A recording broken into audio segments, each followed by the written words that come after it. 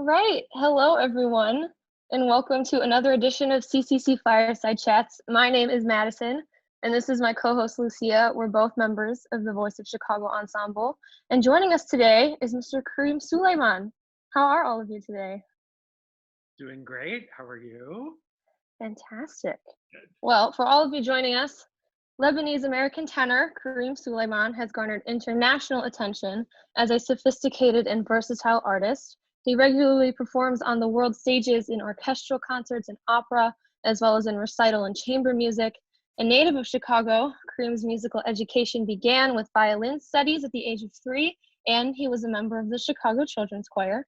He graduated with highest honors from the Eastman School of Music, where he worked in the Collegium Musicum under the tutelage of Paul Odette and earned a master's degree from Rice University. He later moved to Paris, France, where he studied with the renowned tenor Howard Crook and continued studying the arts through Improv at Second City Training Center here in Chicago. He also created a social experiment / performance art piece called I Trust You, designed to build bridges in a divided political climate. A video version of this experiment went viral, receiving millions of views on the internet, and was honored as a prize winner in the My Hero Film Festival. In 2019, Karim's debut solo album, Songs of Orpheus, was honored with a Grammy Award for Best Classical Solo Album. And that is just a little bit about our guests. So thank you again for joining us. Thanks for having me. All right, so today we're going to do a Q&A kind of style. First 15 minutes will just be a conversation with the three of us, and then we'll open it up. But for now, both of us, we want to hear about your musical journey. So like Madysen said, your parents encouraged your music education very early on in your childhood. But I'm interested, what or who encouraged your interest in music past the choir and violin lessons? Past it? Like after I left choir? Yeah. Interesting. I mean, I would backpedal just a little bit and say that had it not been for things like the choir, that I probably wouldn't have moved forward. That's, I think, like first and foremost is like how early it started was basically setting into motion what I guess became my path. And because it was so focused, because it was really the only thing I was interested in as a kid. Like moving forward beyond that is basically, I just continued only being interested in that. So, but then, so I got to Eastman and, I mean, I would say I was encouraged there, but a lot of what happens in conservatories, they kind of strip a lot of what you come with away from you. Like, I don't know if it's like they kind of break you down, because I wouldn't say that I felt broken down by the time I ended at Eastman, but it was certainly different. And I don't know if that just is because you grow older and you sort of see things a little bit differently, but I don't know. I think the answer to your question is mostly just the early education was what really helped me continue, and also just a belief in myself mostly, because there's a lot of people out there who will try and stop you. Can you share some of your favorite memories of the choir or how it shaped you? Yeah, let's see. I mean, it was a long time ago. Favorite memories. I think I can speak more generally in saying that just that there was something really amazing that still happens, but that I was taught early on, is when you come together with people who are like-minded and who have the same like kind of interests and love, that like when you come together and make sound in a group together, it becomes like one of the most powerful not only experiences but tools in moving through life. I think like it's just a really useful, amazing experience to have making sound with people, if that makes any sense. Yeah. Yeah. I mean, you guys are living it, so. So you work a lot with in classical music. So how did you find your calling in like chamber music in the opera, and when did you realize that that was going to be the route you wanted to take professionally? Um, I mean, again, I think I was really focused early on. I mean, I think when you pick up an instrument as early as I did, you learn about discipline in practicing, and I mean, like now as I say it all out loud, I think like I probably didn't have much of a life as a kid. Like I was like very music focused, but that's okay, because I think like it just it I maintained that focus throughout. And I think as I got older and as my voice sort of started to mature a little bit, it became clear to me what my strengths were and what weren't my strengths and what kind of opera I would excel in. So I started doing a lot of early music mostly, and a lot of new music, because I think like that's where the colors of my voice are the most useful in stage work and stuff like that. And then I also ended up going to a place called the Marlborough Music Festival, which is a really famous chamber music festival that brings sort of very well-known and established, like sort of famous older musicians together with who they sort of deem as like the up-and-coming chamber musicians. And I learned a lot about collaboration on a very high level. And I think like it was there that I sort of layered on that I wanted to make chamber music a real focus in my career. Amazing. So kind of on not the opposite end of the artistic spectrum, but you studied improv at the Second City. Yeah. And that is a huge name. That's a different name than places like Eastman and Rice. So how did your education at Second City supplement your formal music education? Well, I think like what's interesting about studying improv and whatever it means to study improv, because I mean, it's like, it's a funny thing to say that you studied, but I did, I was in attendance in classes there. And I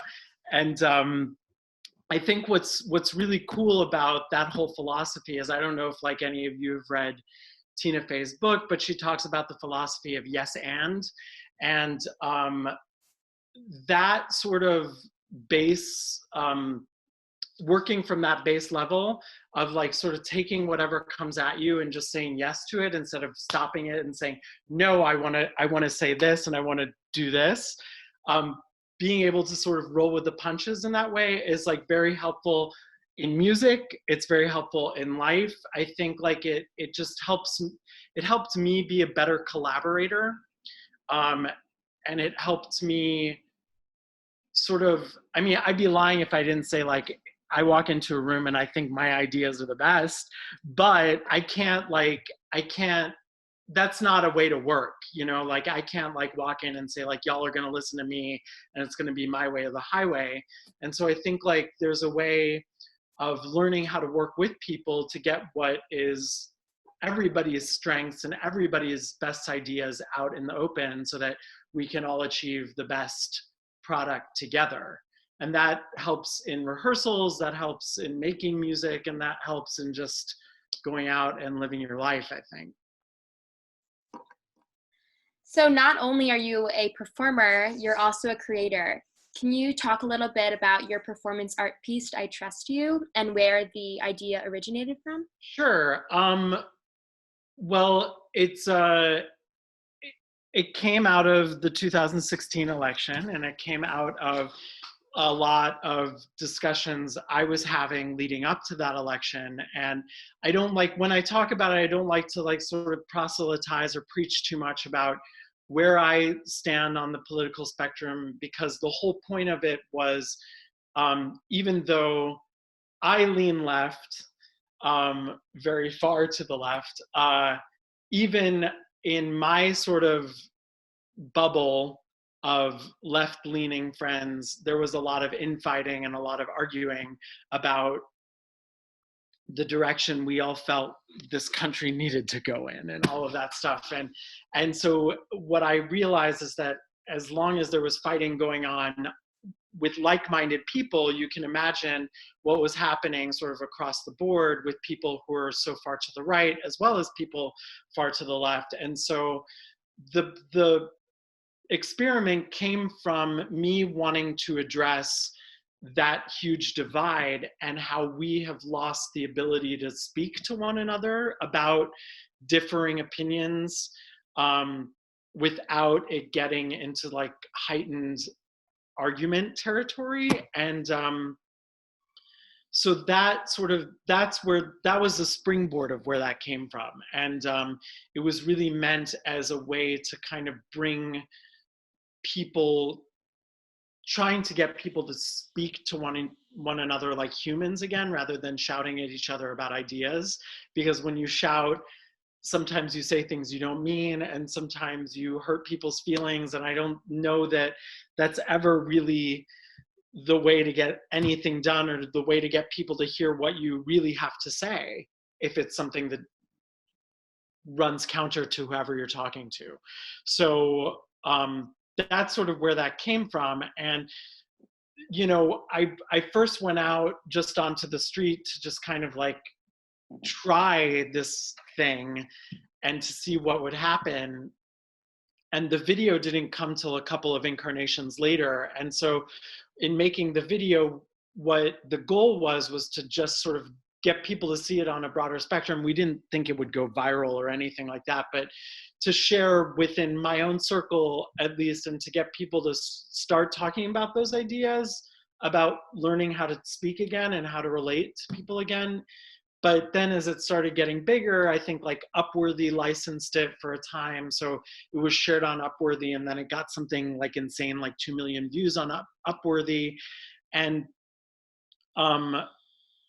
the idea was, if we were going to put out a video, if one person could take from it and kind of not necessarily change their mind, but realize that there was a different way that they could get their point across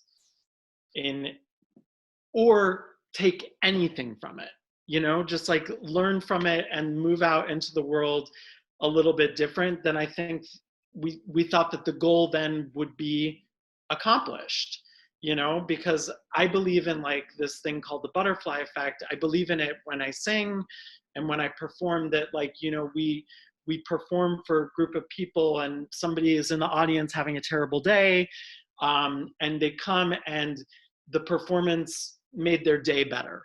So they're able to leave that performance and somehow take whatever positive thing that they got from it and move forward and just spread that out, right? And that small little thing, we'll never know how big the vibration got in the world, but we did it a little bit, you know, like that small little thing that we did while we were on stage. And so that was sort of like the same idea that I wanted to achieve with making that video, was that if one person could go away from it and act differently, then I would have thought that we could do something really good, you know?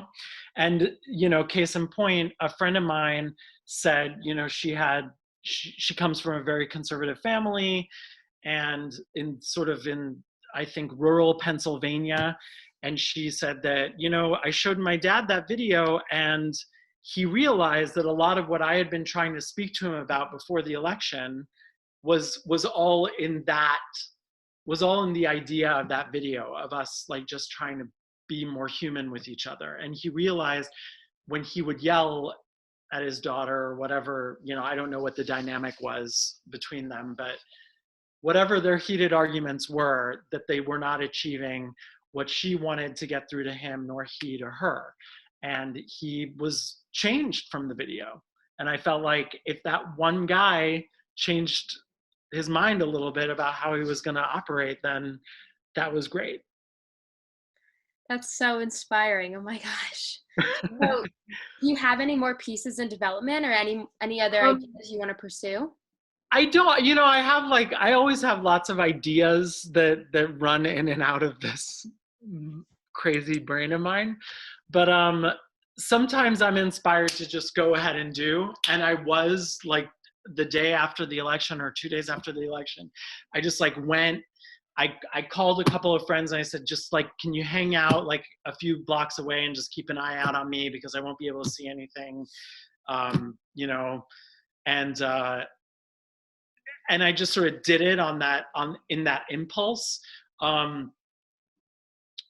And I have things like that sort of like running through my brain, but it's not until I feel like super inspired that I think I would go ahead and do another thing like that. So I guess stay tuned. Who knows? We'll see.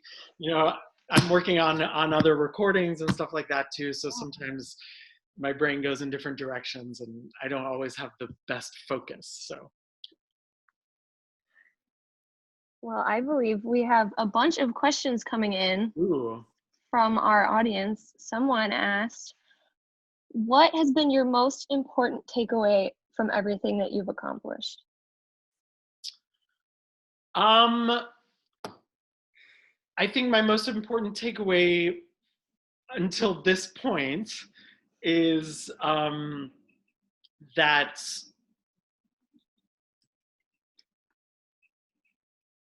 I think what's been really cool over the past couple of years to realize is that that if you have a point of view and you truly believe you have something to say, there are people out there who will listen to it. And I think that no matter what the industry ends up looking like after this pandemic, what it looked like before the pandemic, that there is an audience for you out there if you have like a clear point of view and are speaking art truthfully and from a real place that is sort of like not of yourself but of a greater thing. And because it's a tough business, I think, and there can be a lot of discouragement along the way, but I never lost sight of the fact that I really truly had something to say. And there was a time that I wasn't sure if I was going to be successful. And all of a sudden I was very successful. And I think it was because I maintained that, I maintained a belief in myself. And I think that with that comes real achievement. And achievement looks differently for everybody, you know? But I think the belief in yourself and continuing created achievement for me, if that makes any sense. Like, not everybody's going to win a Grammy, not everybody's going to sing all over the world, but that's not necessarily success. That's not success. What success is that you're doing what you set out to do. Yeah, kind of related to your takeaway from everything you've done. If you have a favorite work that you've performed, whether when you were young and in CCC or as an adult, what are they and what makes them so meaningful to you? I think my favorite thing that I ever did in CCC was Britain's Ceremony of Carols. Did you guys ever work on that? Are you guys doing stuff like that anymore? It's a piece for treble choir, but I think that there's an arrangement for mixed choir as well that Benjamin Britten wrote. So they're like Christmas time pieces with harp. And I don't know why they spoke to me so much when I was a kid. Again, and maybe it was just the energy of us learning this piece together. It's not an easy piece. But since then, Britten has been a central composer in my life. And I always, whenever I hear it, whether it's Christmas time on the radio or just like every now and again, I'll want to like listen to it. There's like this comfort in it and a familiarity in it that just, it's almost as if it serves as a reminder to me why I'm doing what I do now. So that piece for sure is like one of my favorites. And as like a pro and as an adult, I would say anything that I've sung by Monteverdi. He's probably my favorite composer. And I've done a lot of his work. He's a central composer on my first album, which is the album that won. And yeah, sort of anything by him. trying to think what else. I mean, Britten again is just one of those composers that's super important to me. Let's call it quits there. That's enough, right? A Voice of Chicago singer, Whitney, asks, what advice do you have for people planning to study at music conservatories? You said before that they kind of take away with what you came with. Can you expand on that? Yeah, maybe I misspoke a little bit. They don't necessarily do that, but what I do think is important to know when you go into a conservatory situation is that it's a very intense, very intense, very concentrated education. And I think what comes with that is pressure. And what comes with pressure, unfortunately, is, you know, a lot of what I was talking about, like sort of discouragement and whether it's imposed upon you by faculty or whether it's what you're doing to yourself, the pressure that you're putting on yourself, it's there. And conservatories are very like sort of pressure cooker situations. And some people thrive in those environments and some people don't do as well in those environments. So I think it's important to know that. And listen, I went to conservatory, I loved it. So I don't want to knock the experience at all. But I think it is important to have that clarity going into it, because I think, I mean, I certainly didn't know that going into it, and I learned along the way. But I think it's good to know that that's the situation that you're going into, because maybe it just prepares you a little bit more. And then there was another part of that question. Was it advice? No, I think you. I answered it. Yeah, that was wonderful. Okay, cool. Another attendee asks, can you talk about your experience at Bernsteins Mass and what it was like to reconnect with the CCC? Well, listen, that was such a trip. It was, you know, I don't know how many of the people that are in attendance right now were there, but like I was like very emotional the whole time, and I think like that was apparent to a lot of people in CCC and in our group. And I mean, both years that we did it, I was just like, I would, you know, cry at the end of every rehearsal and all of this stuff, because it's one of those pieces that's charged with emotion in that way. But also it was nuts for me to be with, you know, the Chicago Symphony and the Ravinia Festival now, you know, as a pro singer, like having a career as a singer. And these are places that, you know, you set goals for yourself that you're going to sing with those organizations, but also to do it with the choir, which is really what I credit so much of the reason why I do what I do, and my success, if you want to call it success. Again, I said success is different for everybody, but I mean, yeah, I guess I'm successful. And so much of it is because of what I learned as a kid in choir. And I was singing with the choir since I was 7, you know? So it's a very important thing for me, you know? And so being in Bernstein's Mass with all of you was like a total mind, like it was just like this weird, like cyclical, like coming full circle kind of thing. Because I remember when I was in choir and like I sang with the CSO in choir, and like I sat right behind Luciano Pavarotti in Otello, and like, you know, he would talk to me in breaks and stuff like that, and I'd be like, oh my God, you know, not that I'm Luciano Pavarotti, I'm not saying that, but it's like, you know, it was just wild for me to then feel like I was now an adult, and there were these kids in my group that were singing with me and that I get to talk to on breaks and, you know, smack high fives to backstage and stuff like that. It was just very, very cool. Very cool. That's amazing. Kind of related to Mass, someone wants to know, what was one of the biggest challenges you faced in doing that piece?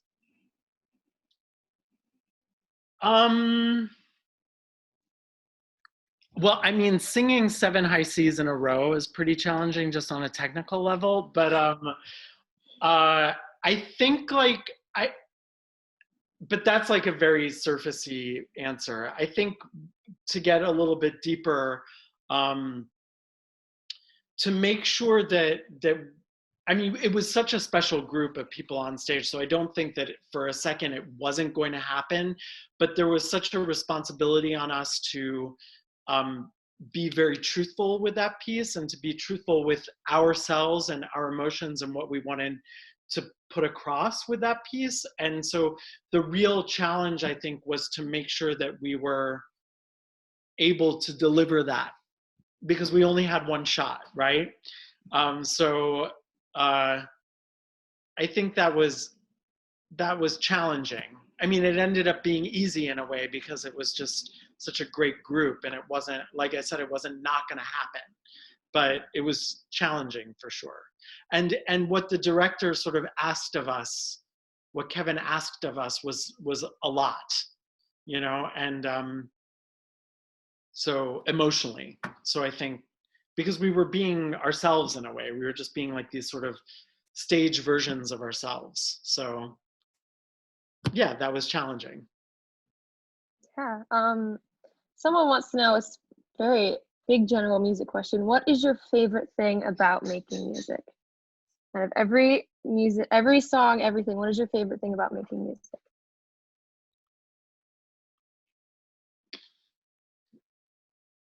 Well, that's a big question. I mean, I think like the on the most macro level, I mean, music, I'm not a religious person, but music has always been religion for me. It's been solace. It's been a way for me to find myself. And I have experienced very sort of spiritual things in making music. And so my favorite thing is to be able to do that, not only for me, but as a musician, to bring that to an audience. And as I said, while we were talking about butterfly effect, that my hope is always to make people better and to make the world better through making music. And that's a real gift that we get to do as musicians. So I think like that's probably my favorite thing.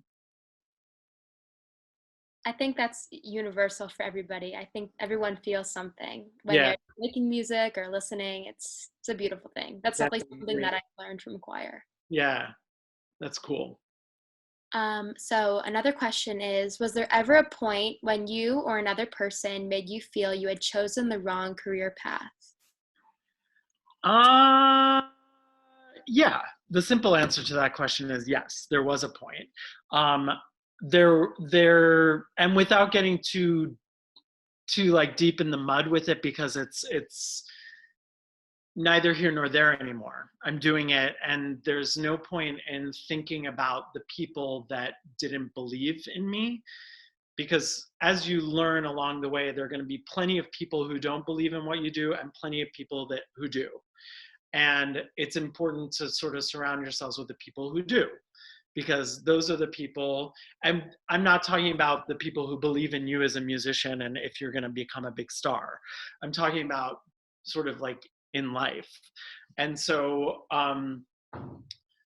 but as far as becoming a musician goes, I eventually started to learn that there were people who liked what I did and people who didn't. And I could listen to the people who didn't like what I did and try to like please them, even though that's like never going to happen. Or I can stay on the path with the people at my side that do like what I do, and we can support each other. And that to me has been much more powerful and useful than thinking about the people who were vocally not supportive of what I do. And I like, listen, getting to that point is very difficult. It's very easy to listen to the negative stuff, and it's very easy to start believing the negative stuff. And we do it to ourselves as musicians. We're critical thinkers, and we're critical of ourselves because we want it to be good and we want people to love what we do. So it's always very hurtful when we find out that people don't love what we do. But that's just reality. Not everybody likes everything. So I think I've learned at this point now that it's a lot more helpful to like think about the positive stuff and be with the people that like what you do and not listen to the people who don't. Totally. Yeah. So this will be our last question. What role can performing arts and music play during uncertain times, especially this pandemic? It's a really good question, especially as we all sort of like are dealing with, I mean, you guys are dealing with the cancellations of the end of your year, and we as professionals are, you know, everything's getting canceled. So it's hard to think about it because the short term is that nothing's happening, right?